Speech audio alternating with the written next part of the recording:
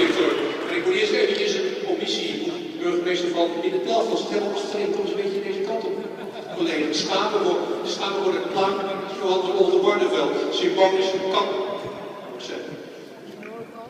Applausje daar dat hij er is, dat is toch wel bijzonder.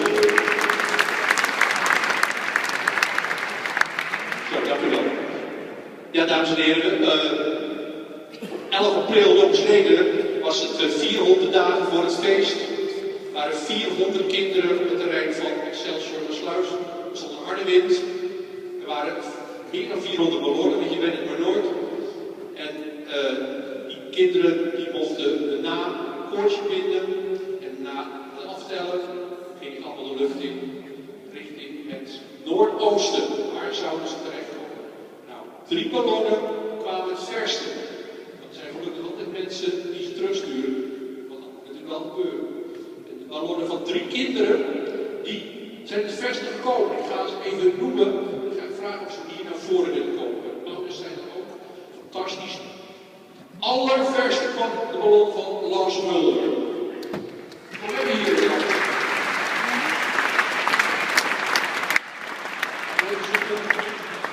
Als de ballon ver komt, dan ga je ook.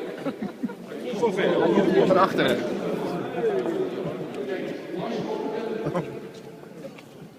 De tweede verste. Zo ook maar naar voren. Ja.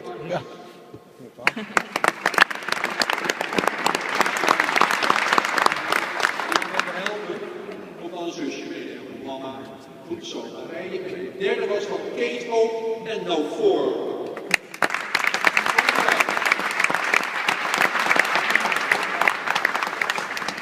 Nou, dames en heren, dit is de fleur van de stad.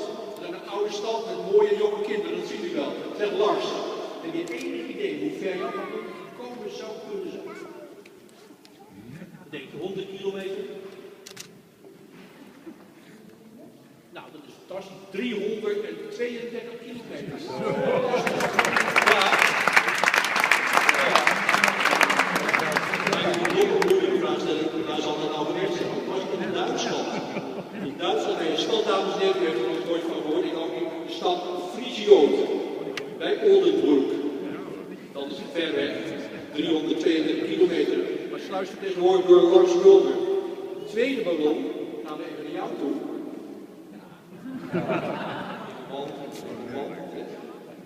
Waar rij je jouw ballon geven van helpen? 190 kilometer ver weg. Dat is ook heel ver weg, dames en heren.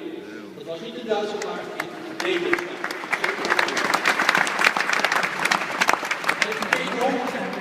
Jouw ballon is ver weg.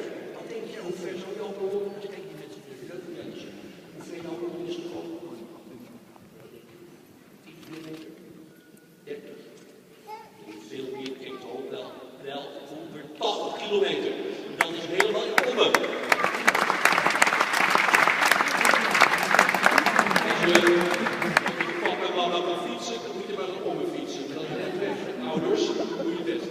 Lieve kinderen, jullie hebben een cadeautje gekregen voor dat je dat gewonnen hebt. Dat is niet verkeerd, hè? Je hoeft er eigenlijk niks aan te doen, laat het los. Nou hoop je maar dat het ver weg komt. Dat is gebeurd, Lars. Je hebt hier een cadeautje staan. Komt vooral van Oldenbarneveld om me helpen. Deze is voor de eerste prijs. Die is voor ons. Kijk eens, een tas met van allerlei leuke spullen erin. Alsjeblieft. Kijk, diploma. De tweede prijs.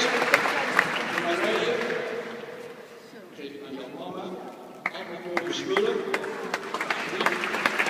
Derde prijs. Peter. Alsjeblieft. En op het diploma. Dan gaan we even een mooie foto maken.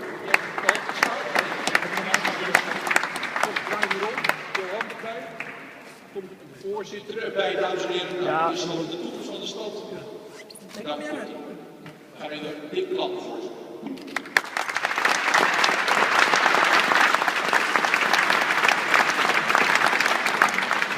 Geweldig, dankjewel. Dan mogen jullie mee papa en mama gaan. Dan gaan wij weer rustig verder. Victor, de microfoon is weer bij jou. Hoi.